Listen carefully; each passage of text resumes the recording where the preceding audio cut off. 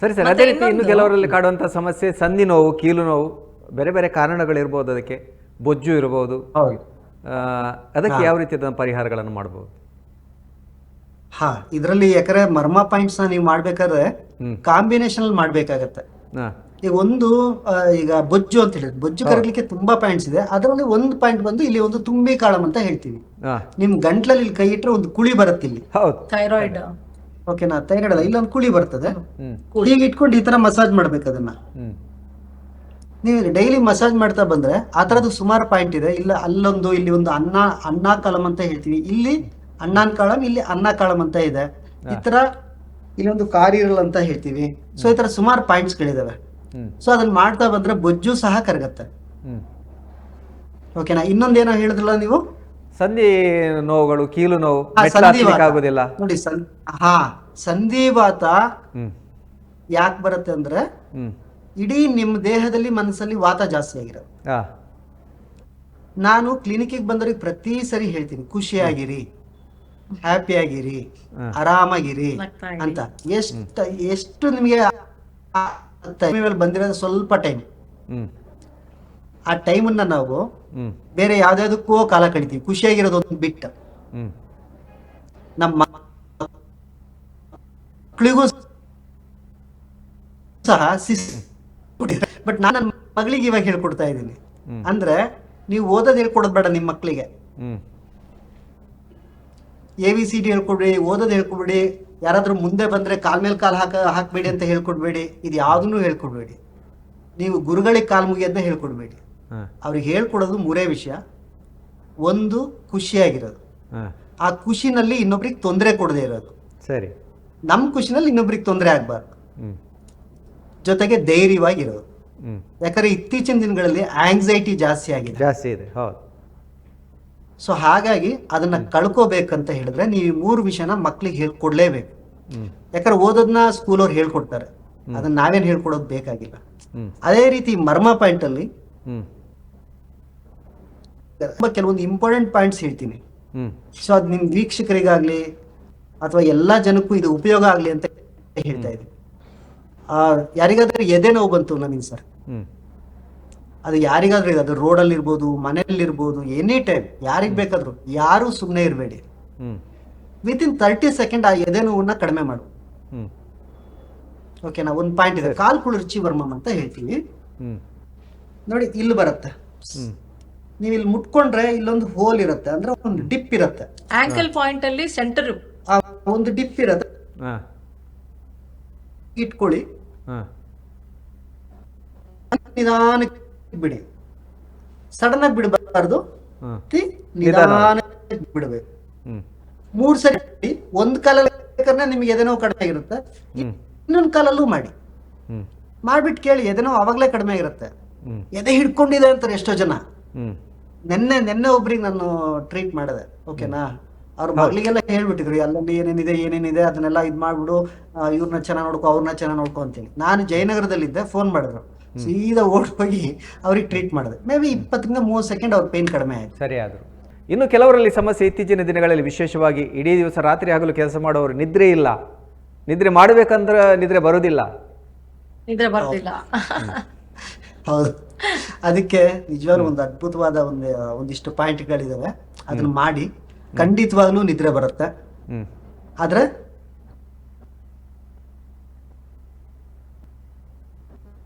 ದಿನ ಹಾಗಾಗ್ಬಾರ್ದು. ಓಕೆನಾ? ಸೊ ಮೊದಲನೇ ಪಾಯಿಂಟ್ ಪೂರ್ವವರ್ಮಂ. ಇಲ್ಲಿ ಪೂರ್ವವರ್ಮಂ ಅಂತ ಇದೆ. ಹೀಗೆ ಇಟ್ಕೊಳ್ಳಿ ಕೈನ, 2 ಮಿಡ್ ಫಿಂಗರ್ನ ಕ್ಲೀನ್ ಆಗಿ clockwise, anticlockwise ಈ ತರ ಮಸಾಜ್ ಮಾಡಿ. ಅದಾದ್ಮೇಲೆ ಇಲ್ಲಿ ರುದ್ರಕಾಳಂ ಅಂತ ಇದೆ, clockwise, anticlockwise. ಅದಾದ್ಮೇಲೆ ಇಲ್ಲಿ ಕಾಂಬೋದರಿ ಕಾಳಂ ಅಂತ ಮಸಾಜ್ ಮಾಡಿ ಜಸ್ಟ್ 5 ಟೈಮ್ಸ್. ಅದಾದ್ಮೇಲೆ ಇಲ್ಲಿ ವರಕಂ ಅಂತ ಒಂದು ಪಾಯಿಂಟ್ ಇದೆ. ತಮಿಳಲ್ಲಿ ವರಂಗು ಅಂತ ಹೇಳಿದ್ರೆ ಮಲಗು ಅಂತಾನೆ. ಈಗ ಮಸಾಜ್ ಮಾಡಿಬಿಟ್ರೆ ಸಾಕು ಮೇಲ್ ತನಕ. ಈ ತರ ದಿನ ಮಾಡ್ಬೇಕು. ಇದು ಮಲಗಕ್ಕಾಗಲ್ಲ, ಯಾಕಂದ್ರೆ ಗೊರಕೆ ಹೊಡಿತಾರೆ.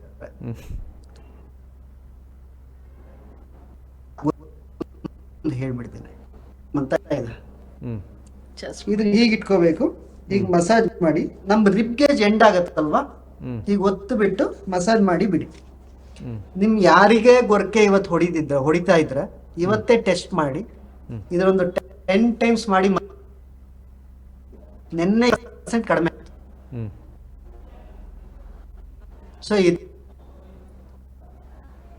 ಸೊ ಮರ್ಮ ಅಂತ ಹೇಳಿದ್ರೆ ನಾನು ಅವಾಗ ರಹಸ್ಯ ಕಲೆ ಇದು ಹಾಂ ಅಷ್ಟು ಈಸಿಯಾಗಿ ಕಲಿಯೋದಕ್ಕಾಗಲ್ಲ. ನಾವೇನ್ ಅನ್ಕೊಳ್ತೀವಿ, ನಾವು ಓಪನ್ ಆಗಿ ಟ್ರೀಟ್ ಮಾಡ್ತಾ ಇರ್ತೀವಿ.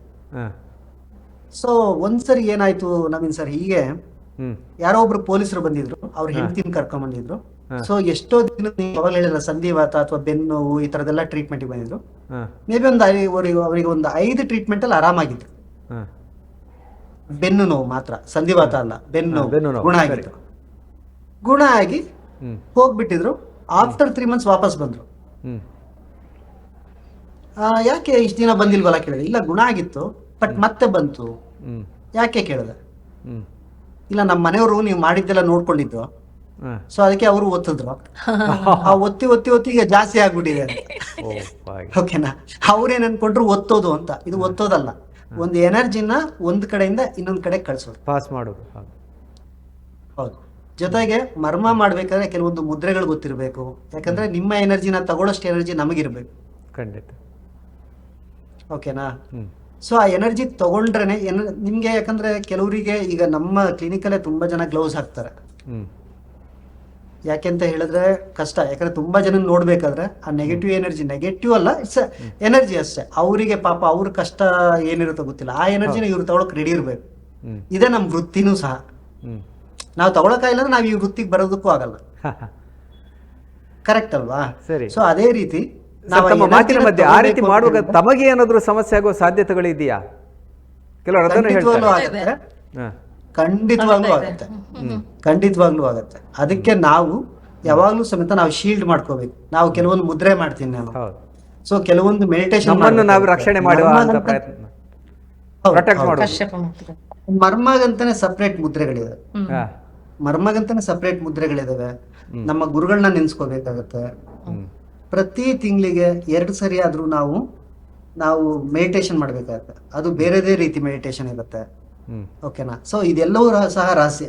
ಹ್ಮ್ ಕೆಲವೊಂದನ್ನ ನಾನು ಹೇಳೋದಕ್ಕೂ ಆಗಲ್ಲ, ಎಷ್ಟೋ ವಿಷಯಗಳನ್ನ. ಈಗ ಒಂದು ಪಾಯಿಂಟ್ ಇದೆ, ಇಲ್ಲಿ ಜೋರಾಗಿ ಒತ್ತಿದ್ರೆ ಹಾಂ ಇದು ಮರ್ಮ ಆಗು ಕನ್ವರ್ಟ್ ಆಗತ್ತೆ.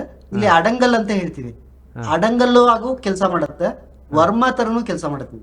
ಹಾಂ ಓಕೆನಾ. 3 ತರ ಕೆಲಸ ಮಾಡ್ತದೆ. ಹಾಂ ಸೊ ಕೆಳಗಡೆ ಒಂದು ಪಾಯಿಂಟ್ ಇದೆ, ವಿರುತ್ತಿ ಕಾಳಂ ಅಂತ ಹೇಳ್ಬಿಟ್ಟು. ಹ್ಮ್ ಸೊ ಲಿವರ್ 3 ಅಂತ ಹೇಳ್ತೀವಲ್ಲ, liver. ಅದೇ ಜಾಗದಲ್ಲಿ, ಆ ಜಾಗದಲ್ಲಿ ಒತ್ತಿ ಮೇಲೆತ್ತಿದ್ರೆ ಒಂದು ಪಾಯಿಂಟ್, ಹ್ಮ್ ಒತ್ತಿ ಕೆಳಗಡೆ ಒತ್ತಿದ್ರೆ ಬೇರೆ ಪಾಯಿಂಟ್, ಹ್ಮ್ ಸೈಡಿಗೆ ಒತ್ತಿದ್ರೆ ಬೇರೆ ಪಾಯಿಂಟ್. ಹ್ಮ್ ಓಕೆನಾ. ಆದ್ರೆ ಎನರ್ಜಿ ನಿಂಗೆ ಸೈಡಿಗೆ ಒತ್ತಿ ಬೇರೆ ಕಡೆ ಕಳಿಸ್ತೀವಿ, ಅದು ಬೇರೆ ಪಾಯಿಂಟ್ ಇರುತ್ತೆ. ಹ್ಮ್ ಸೊ ನೀವು ಪ್ರತಿ ಒಂದನ್ನು ಸಹ ಇಲ್ಲಿ ಕಲಿತಾ ಕಲಿತಾ ಅಭ್ಯಾಸ ಆಗ್ತಾ ಆಗ್ತಾ ಆಗ್ತಾ ಗೊತ್ತಾಗುತ್ತೆ. ಯಾಕೆ ಇದು ಮರ್ಮ ನಿಮಗೆ ಲಾಸ್ಟಿಗೆ ಬರುತ್ತೆ ಅಂತ ಹೇಳಿದ್ರೆ, ಒಂದೇ ಸರಿಗೆ ಬರಲ್ಲ ಅಂತ ಹೇಳಿದ್ರೆ, ಇದರಲ್ಲಿ 2 ವಿದ್ಯೆ ಇದೆಯಾ ಮರ್ಮದಲ್ಲಿ. ಒಂದು ವಿಷಕಲೆ, ಇನ್ನೊಂದು ಅಮೃತ ಕಲೆ. ಓ ಅಮೃತ ಕಲೆ ಅನ್ನೋದು ನಾನ್ ಕಲ್ತು. ವಿಷಕಲೆ ಅನ್ನೋದು ಮಾರ್ಷಲ್ ಆರ್ಟ್ಸ್ ಯೂಸ್ ಮಾಡೋದು. ಮಾರ್ಷಲ್ ಆರ್ಟ್ಸ್ ನಾ ಅನ್ಕೊಂಡೆ. ಅಂದ್ರೆ ಖಂಡಿತ. ಅವಾಗ ರಾಜರ ಕಾಲದಲ್ಲಿ ಹಾಂ ಈ ಮರ್ಮನ ಯೂಸ್ ಮಾಡ್ತಾ ಇದ್ರು. ಹಾಂ ಸೊ ಯಾರ್ಯಾರು ಹ್ಮ್ ನೋಡಿ, ಯಾರ್ಯಾರು ಯುದ್ಧದಲ್ಲಿ ಪಾಲ್ಗೊಳ್ತಾ ಇದ್ರು, ಎದುರುಗಡೆ ಇರೋರಿಗೆ ಇವಾಗೆಲ್ಲ ಪಿರಂಗಿ ಅದು ಇದೆಲ್ಲ ಇರ್ತಿತ್ತು, ಅವಾಗ ಏನು ಇರ್ತಿಲ್ಲ, ಕೈ ಮಲ್ಲ ಯುದ್ಧ ಇರ್ತಿತ್ತು. ಹೌದು. ಸೊ ಕೈಯಲ್ಲೇ ನಿಮ್ಗೆ ಹ್ಮ್ ಅವ್ರನ್ನ ಬೀಳ್ಸೋರು. ಕಣ್ಣಲ್ಲಿ ನೋಕು ವರ್ಮಂ ಅಂತ ಹೇಳ್ತಿದ್ರು. ಖಂಡಿತ, ಅವರು ಖಂಡಿತ. ತುಂಬಾ ಅದನ್ನ ನಾನು ಕೇಳಲಿಕ್ಕೆ ಇದ್ದದ್ದು. ನೋಡ್ಬಿಟ್ಟೆ ಬೀಳಿಸ್ತಾರೆ. ಅವರನ್ನ ಮುಟ್ಟದೆಯೇ ಅವರನ್ನ ಬೀಳಿಸುವುದಕ್ಕೆ ಸಾಧ್ಯ ಅಂತ ಒಂದು ಎಲ್ಲ ಓದಿದ್ದೇನೆ. ಬೀಳ್ಸೋದಾಗ್ತಿತ್ತು. ಖಂಡಿತ ಸಾಧ್ಯ. ನಿಮಗೆ ಇವಾಗ್ಲೂ ಇದ್ದಾರೆ. ಓಕೆನಾ. ಅದರಲ್ಲಿ 2 ಜೀವಂತ ಸಾಕ್ಷಿ ನಿಮ್ಗೆ ಇವಾಗ್ಲೂ ಸಿಗ್ತಾರೆ. ಒಬ್ರು ರಾಜೇಂದ್ರ ಆಸಾನ್ ಅಂತ ಹೇಳಿ ಮಧುರೈನಲ್ಲಿದ್ದಾರೆ, ಹಾಂ ಇನ್ನೊಬ್ರು ಪ್ರಕಾಶ್ ಗುರುಕಲ್ ಅಂತೇಳಿ ಕೇರಳದಲ್ಲಿದ್ದಾರೆ. ಹಾಂ ನೀವು ಯೂಟ್ಯೂಬ್ ಅಲ್ಲಿ ಚೆಕ್ ಮಾಡಬಹುದು. ಯಾಕಂದ್ರೆ ಹಿಂದಿನಿಂದ ಬಂದ್ರು ಅವರನ್ನು ದಾಳಿ ಮಾಡ್ಲಿಕ್ಕೂ ಏನೋ ಆಗುದಿಲ್ಲ, ಅದು ಗೊತ್ತಾಗ್ತಾ ಇದೆ ಮರ್ಮ. ಹೌದಾ ಇದು? ಆಗಲ್ಲ ಆಗಲ್ಲ, ಯಾಕಂದ್ರೆ ಅವರು ಅಷ್ಟು ಆ ಲೆವೆಲ್ಗೆ ಸಾಧನೆ ಮಾಡಿರ್ತಾರೆ. ಹ್ಮ್ ಸೊ ಅದಕ್ಕೆ ಹೇಳಿದ್ದು, ಒಂದು ಮರ್ಮ ನೀವು ಕಲಿಬೇಕು ಅಂತ ಹೇಳಿದ್ರೆ ಇದು ಒತ್ತೋದಲ್ಲ. ಹಾಂ ನಿಮ್ಮ ಅಹಂನ ಕಡಿಮೆ ಆಗ್ತಾ ಆಗ್ತಾ ಆಗ್ತಾ ಆಗ್ತಾ ನಿಮಗೆ ವಿದ್ಯೆ ಒಲಿತಾ ಬರುತ್ತೆ. ಹಾಂ ಸೊ ಅದಕ್ಕೆ ಅವಾಗ 12 ವರ್ಷ ಗುರುಗಳ ಹತ್ರ ಕಲಿಬೇಕು ಅಂತ ಹೇಳ್ತಾ ಇದ್ರು. ಅಂದ್ರೆ ಅಲ್ಲಿ ಹೋದ್ರೆ ಅವರ ಒಳವಸ್ತ್ರದಿಂದ ಹಿಡಿದು ಎಲ್ಲದನ್ನೂ ಸಹ ಅವರಿಗೆ ಕೆಲಸ ಮಾಡ್ಕೊಡ್ಬೇಕಾಗಿತ್ತು. ಅವ್ರ ಗದ್ದೆ ಕೆಲಸ ಮಾಡ್ಕೊಡ್ಬೇಕಾಯ್ತು, ಅವ್ರ ಮನೆ ಕೆಲಸ ಮಾಡ್ಕೊಡ್ಬೇಕಾಗಿತ್ತು. ಇಷ್ಟೆಲ್ಲಾ ಮಾಡಿದ್ಮೇಲೆ ಒಂದ್ ಪಾಯಿಂಟ್ ಅವ್ರು ಹೇಳ್ಕೊಡೋರು. ಅದು 1 ವರ್ಷ ಆಗ್ತಿತ್ತು, 2 ವರ್ಷ ಆಗ್ತಿತ್ತು, ಗೊತ್ತಿಲ್ಲ. ಬಟ್ ಇಂದಿನ ಇವಾಗ ಎಲ್ಲಾ ಗುರುಕುಲ ಪದ್ಧತಿ ಕೂಡ ಬಹುತೇಕ ಅದೇ ರೀತಿ ಇತ್ತು ಅಂತ ಹೇಳ್ತಾರೆ. ಒಂದು ಕರೆ ಇದೆ ನೋಡೋಣ. ನಮಸ್ಕಾರ. ನಮಸ್ಕಾರ. ಹೇಳಮ್ಮ. ಸರ್, ಇದು ಮರ್ಮ ಚಿಕಿತ್ಸೆ ಅಂತ ಇದು ಗ್ರೂಪ್ ಅಲ್ಲಿ ಬಂದಿತ್ತು, ವಾಟ್ಸ್ಆಪ್ ಗ್ರೂಪ್ ಅಲ್ಲಿ ಬಸವ ಹಾಕಿಕೊಂಡಿದೆ. ಹೌದು. ಇದು ಚಾನಲ್ ಯಾವ್ದಿದೆ? ಅದು ಧ್ವನಿ ಇದು ನಮ್ಮ ಟಿವಿ ಅಂತ. ನಮ್ಮ ಟಿವಿ ಯಾವ್ದ್ರಲ್ಲ? ಅದು ಮಂಗಳೂರು ಕರಾವಳಿ ಕರ್ನಾಟಕದ ನಾಡಿ ಮಿಡಿತ. ನೀವು ಫೇಸ್ಬುಕ್ ಅಲ್ಲಿ ನಮ್ಮ ಟಿವಿ ಅಂತ ಹಾಕಿದ್ರೆ ಬರ್ತದೆ. ಈಗ ನೇರ ಪ್ರಸಾರದಲ್ಲೇ ಇದೆ. ಇವಾಗ ಇದೀರಾ ಆಲ್ರೆಡಿ? ಆಗ್ತಾ ಇದೆ. ಹೌದಾ? ಹಂಗೆ ಸ್ವಲ್ಪ ಆಶಾ ಜಗದೀಶ್ ಅವ್ರ ನಂಬರ್ ಕೊಡ್ಲಿಕ್ಕಾಗತ್ತಾ? ಅದು ಆಮೇಲೆ ಕೊಡ್ತೀವಿ. ಸರಿ ನೇರ ಸರ್. ಪ್ರಸಾರದಲ್ಲಿ ಇದ್ದೇವೆ. ಫೇಸ್ಬುಕ್ ಹೋಗಿ ಏನಂತ ಹೊಡಿಬೇಕು? ನಮ್ಮ ಟಿವಿ ಅಂತ ಹಾಕಿ ಬರ್ತದಮ್ಮ. Okay sir, thank you. ಸರಿ. ಸರ್, ತಾವು ಹೇಳ್ತಾ ಇದ್ರಿ ಇನ್ನೊಂದು ಅಮೃತ ಚಿಕಿತ್ಸೆ ಅಂತ. ಅಮೃತ ಮರ್ಮ ಏನದು? ಚಿಕಿತ್ಸೆಗೆ ಮಾತ್ರ? ಹೌದು, ಕರೆಕ್ಟ್. ಹೌದು ನೋಡಿ, ಯುದ್ಧದಲ್ಲಿ ಸೊ ಅವ್ರಿಗೆ ಒಬ್ಬರಿಗೆ ಹೊಡೆದು ಬೀಳ್ಸೋದಕ್ಕೆ ವಿಷಕಲೆ ಅಂತ ಹೇಳ್ತಿದ್ರು. ಹೌದು. ಸಂಜೆ ಆದ್ಮೇಲೆ ಯುದ್ಧ ಮುಗೀತಿತ್ತು, ಅಂದ್ರೆ ರೆಸ್ಟಿಂಗ್ ಟೈಮ್. ಹೌದು. ಸೊ ಮತ್ತೆ ಮಾರನೇ ದಿವಸ ಯುದ್ಧ ಮಾಡೋಳಗೆ ಇವ್ರು ರೆಡಿ ಆಗ್ಬೇಕಾಗಿತ್ತು. ಅದಕ್ಕೆ ಅಮೃತ ಕಲೆ ತಿಳಿದವರೆಲ್ಲ ಅವ್ರಿಗೆ ಟ್ರೀಟ್ ಮಾಡ್ತಾ ಇದ್ರು. ಅವ್ರಿಗೆ ಟ್ರೀಟ್ ಮಾಡಿ ಬೆಳಗ್ಗೆ ಅಷ್ಟೊತ್ತಿಗೆ ಅವ್ರು ರೆಡಿ ಆಗಿರೋರು, ಮತ್ತೆ ಯುದ್ಧಕ್ಕೆ ಅಣಿಯಾಗೋರು. ಸೊ ಅಂತ ಒಂದು ಕಲೆ ಇದು. ಈಗ ಮರ್ಮ ಚಿಕಿತ್ಸೆ ಮತ್ತು ನಾಡಿ ಚಿಕಿತ್ಸೆ ಇದು ಒಂದೇನಾ ಅಥವಾ ವ್ಯತ್ಯಾಸ ಇದೆಯಾ? ನಾಡಿ ಚಿಕಿತ್ಸೆ ಅಂದ್ರೆ ನಾಡಿ ಮರ್ಮ ಗೊತ್ತಿರೋರಿಗೆ ನಾಡಿನೂ ಗೊತ್ತಿರಬೇಕು ಅಂತ ಹೇಳ್ತೀವಿ. ಸೊ ನಾಡಿ ನೀವು ನೋಡ್ದಾಗ್ಲೇ ನಿಮಗೆ ಗೊತ್ತಾಗತ್ತೆ ಅವ್ರ ಮನಸ್ಸು ಯಾವ ರೀತಿ ಇದೆ, ಸೊ ಅವ್ರ ದೇಹ ಯಾವ ರೀತಿ ಇದೆ, ಅವ್ರ ದೇಹದ ಪ್ರಕೃತಿ ಯಾವುದು, ಪ್ರತಿಯೊಂದು ಗೊತ್ತಾಗುತ್ತೆ. ವಾತ ಪಿತ್ತ ಕಫ ಗೊತ್ತಾಗತ್ತೆ. ಸೊ ಅವ್ರ ಮನಸ್ಸು ಹೇಗಿದೆ ಅಂತನೂ ಸಹ ಗೊತ್ತಾಗತ್ತೆ. ಹಲೋ ವೀಕ್ಷಕರೇ, ಕರೆ ಮಾಡಬಹುದು 63 62 39 40 10. ಹೇಳಿ ಸರ್. ನಾಡಿ ಮತ್ತು ಮರ್ಮ. ಹೌದು, ನಾಡಿ ಅಂತ ಹೇಳಿದ್ರೆ ಸರ್ ನಡುವೆ ಇದು ನಮ್ಗೆ ಈಗ ಕೈ ಬೆಳಗ್ಗೆ ಎದ್ದ ತಕ್ಷಣ ನೋಡ್ಕೊಳ್ಳಿ ಹೇಳ್ತಿದ್ರಲ್ವಾ? ವಸತೆ ಲಕ್ಷ್ಮಿ ಅಂತ ಹೇಳ್ತಿದ್ವಿ. ಅದು ಯಾಕೆ ಹೇಳ್ತಿದ್ರು ಅಂತ ಹೇಳಿದ್ರೆ, ನಾನು ನೋಡಿದ್ ಒಂದಿದ್ರಲ್ಲಿ, ಅದು ಒಂದ್ ವೇಳೆ ಸ್ವಲ್ಪ ಆಚೆ ಈಚೆ ಆಗಿದ್ರೆ, ಫಿಂಗರ್ಸ್ ಕರೆಕ್ಟ್ ಆಗಿ ಜೋಡಣೆ ಆಗಿಲ್ಲ ಅಂದ್ರೆ ಕರಳು ಹೊಕ್ಕಳು ಮೇಲೆ ಕೆಳಗೆ ಎಲ್ಲೋ ಶಿಫ್ಟ್ ಆಗಿರುತ್ತೆ. ಅದು ಗೊತ್ತಾಗ್ಬಿಡ್ತಿತ್ತಂತೆ ಕೈ ನೋಡಿದ ತಕ್ಷಣ. ಹೌದು, ಅದು ಬಟ್ಟಿ ಬೀಳೋದು ಅಂತ. ಒಂದು ಕೆರೆ ನಿಮಗೆ ಮೇಲ್ಗಡೆ ಬಂದಿರುತ್ತೆ. ಅದು ಮೇಲೆ ಒಕ್ಕಳು ಹೋಗ್ಬಿಟ್ಟಿರುತ್ತೆ. ಕೆಲವೊಮ್ಮೆ ಲೂಸ್ ಮೋಷನ್ ಆಗಕ್ ಶುರು ಆಗ್ಬಿಟ್ಟು ಕಂಟಿನ್ಯೂಸ್. ಇದು ಡಾಕ್ಟರ್ಗೂ ಸಹ ಗೊತ್ತಾಗಲ್ಲ. ಇದು ನಿಮ್ಮ ಅಲೋಪತಿ ಡಾಕ್ಟರ್ಗೂ ಸಹ ಗೊತ್ತಾಗಲ್ಲ ಯಾವ ಕಾಯಿಲೆ ಅಂತ ಅವರಿಗೂ ಗೊತ್ತಾಗೋದಿಲ್ಲ. ಓಕೆನಾ? ನೀವು ಎಲ್ಲರೂ ಸಹ ಈ ತರ ಕೈ ನೋಡಿದ್ರೆ ಒಂದು ಗೆರೆಯಿಂದ ಒಂದು ಗೆರೆ ಕ್ಲೀನ್ ಆಗಿ ತಾಗ್ಬೇಕು. ಹೌದು, ಓಕೆನಾ? ಜೊತೆಗೆ ಮಲಗಿಸ್ಬಿಟ್ಟು ನೋಡಿದ್ರೆ 2 ಕಾಲ ಹೆಬ್ಬೆರಳು ಒಂದೇ ಸಮ ಇರ್ಬೇಕು.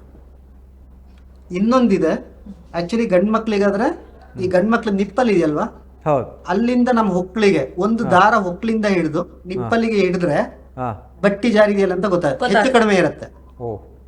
ಅದು ಹಿಂಗಾಗಿರುತ್ತೆ, ಸ್ವಲ್ಪ ಟ್ವಿಸ್ಟ್ ಆದಂಗಾಗಿರುತ್ತೆ. ನಿಮಗೆ ದಾರನೇ ಹೆಚ್ಚು ಕಡಿಮೆ ಬರ್ತದೆ. ಟ್ವಿಸ್ಟ್ ಅಲ್ಲ, ದಾರನೇ ಹೆಚ್ಚು ಕಡಿಮೆ ಬರ್ತದೆ ನಿಮಗೆ. ಓಕೆನಾ? ಆ ಡಿಸ್ಟೆನ್ಸ್ ನಿಮಗೆ ಒಂದು ದೂರ ಒಂದು ಹತ್ರ ಬರ್ತಾ ಇರ್ತದೆ. ಸೊ ಅಂತವರಿಗೆ ಈ ಕೈನ ಹೀಗೆ ಇಟ್ಕೊಂಡು ಹೀಗೆ ಜೋರಾಗಿ ಹೊಡ್ಕೊಳ್ತಾ ಇದ್ರೆ, 2 ಕೈಯಲ್ಲಿ ಆತರ ಮಾಡ್ತಾ ಇದ್ರೆ ನಿಮ್ಮ ಹೊಕ್ಕಳು ಜಾರಿದ್ದು ಮತ್ತೆ ಸ್ವಕ್ಷೇತ್ರಕ್ಕೆ ಬಂದು ತಲುಪುತ್ತೆ. ಆ ಟೆಕ್ನಿಕ್ ಇತ್ತು ಅವಾಗ, ಅದು ನೋಡಿಕೊಂಡು they used to do that. ಈಗ ಅದರ ಹಿನ್ನೆಲೆ ತಾವು ಹೇಳಿದ್ರಿ ಅಗಸ್ತ್ಯ ಮುನಿಗಳು ಅದರ ಬಗ್ಗೆ ಇದು ಮಾಡಿದ್ರಂತ. ಹೌದು. ಇದರ ಜನಕ ಹಾಗಾದ್ರೆ ಅವರೇನಾ ಅಥವಾ ಬೇರೆ ಮುನಿಗಳು ಏನಾದ್ರು ಇದರ ಬಗ್ಗೆ ಕೆಲಸ ಮಾಡಿದ್ರು? ಮೊದಲು ನಮ್ಮ ಎಲ್ಲಾ ವಿದ್ಯೆಗಳಿಗೂ ಮೊದಲನೇ ಗುರು ಬಂದು ಶಿವ. ಸರಿ. ಅವರಿಗೆ ಶಿಷ್ಯ ಬಂದು ಪಾರ್ವತಿ.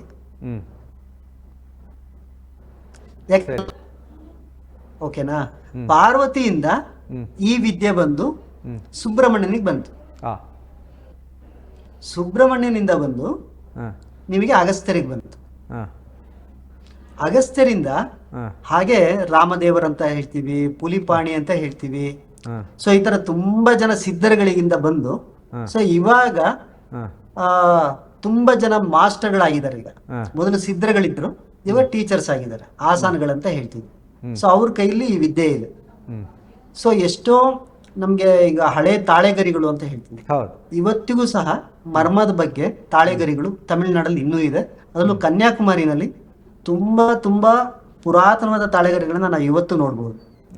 ಅಲ್ಲಿ ದೊಡ್ಡ ದೊಡ್ಡ ಆಸಾನಗಳಿದ್ದಾರೆ. ನೋಡಿ ಅಲ್ಲಿ ಏನಾಗ್ತಿತ್ತು ಅಂತ ಹೇಳಿದ್ರೆ ನಮ್ಮ ಈಚಲ್ ಗಿಡ ಇದೆಯಲ್ವಾ, ಈಚಲ್ ಗಿಡದ ಕಳ್ಳಿಳಿಸ್ತಾರಲ್ವಾ, ಹೌದೌದು ಗೊತ್ತಾಯ್ತು. ಸೊ ಅದೇ ರೀತಿ ಅಲ್ಲೂ ಕಳ್ಳಿಳಿಸೋರು. ಹ್ಮ್ ಸೊ ಅದನ್ನ ನಾಡಾರ್ ಅಂತಾನು ಹೇಳ್ತಾರೆ.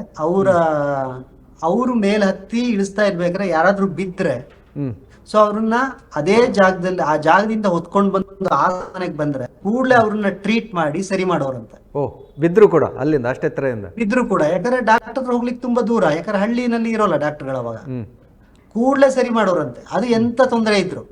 ಹ್ಮ್ ಸೊ ಅಂದ್ರೆ ಅವರ ಬುದ್ಧಿಮತ್ತೆ ಎಷ್ಟು ಹೈ ಇರತ್ತೆ. ಹ್ಮ್ ನಾವಂತೂ ಯೋಚನೆ ಮಾಡ್ಲಿಕ್ಕೆ ಹೋಗಲ್ಲ. ನಾನೇ ಎಷ್ಟೋ ಜನ ಆಸನಗಳನ್ನ ನೋಡ್ಕೊಂಡ್ ಬಂದಿದ್ದೀನಿ, ಹ್ಮ್ ಸುಮ್ನೆ ಹಿಂಗ್ ಅನ್ನೋಳಗ್ ಟ್ರೀಟ್ ಮಾಡಿರ್ತಾರೆ, ಹ್ಮ್ ನಮಗ್ ಗೊತ್ತೇ ಆಗಲ್ಲ ಹೆಂಗ್ ಟ್ರೀಟ್ ಮಾಡಿದ್ರು ಅಂತ. ಹ್ಮ್ ಸುಮ್ನೆ ಇಲ್ಲೆಲ್ಲ ಟಚ್ ಮಾಡಿರ್ತಾರೆ, ಅಲ್ಲೆಲ್ಲ ಗುಣ ಆಗಿರುತ್ತೆ. ಹ್ಮ್ ಸೊ ನಾನೇ ಕೆಲವೊಂದು ಟ್ರೀಟ್ ಮಾಡ್ತೀನಿ ನಮ್ಮ ಕ್ಲಿನಿಕ್ ಅಲ್ಲಿ, ಓಕೆನಾ. ಬೆನ್ನು ಅಂದ್ರೆ ನಾನು ತುಂಬಾ ಕಡೆ ಟ್ರೀಟ್ ಮಾಡ್ತೀನಿ, ಒಂದೇ ಕಡೆ ಟಚ್ ಮಾಡೋದಿಲ್ಲ. ಕೆಲವೊಂದು ಸುಮ್ಮನೆ ಕಾಲಲ್ಲೇ ಓದ್ಬಿಟ್ಟು ಕಡಿಮೆ ಮಾಡಿರ್ತೀನಿ, ಹ್ಮ್ ಸೊ ಕೈಯಲ್ಲಿ ಮುಟ್ಬಿಟ್ಟು ಟ್ರೈ ಮಾಡಿರ್ತೀವಿ, ಸರಿ ಮಾಡಿರ್ತೀವಿ, ಹ್ಮ್ ಓಕೆನಾ. ಸೊ ಈ ತರ ತುಂಬಾ ವಿಷಯಗಳನ್ನ ನಾವು ಕಲಿತಾ ಹೋಗ್ಬೋದು ಮರ್ಮದಲ್ಲಿ.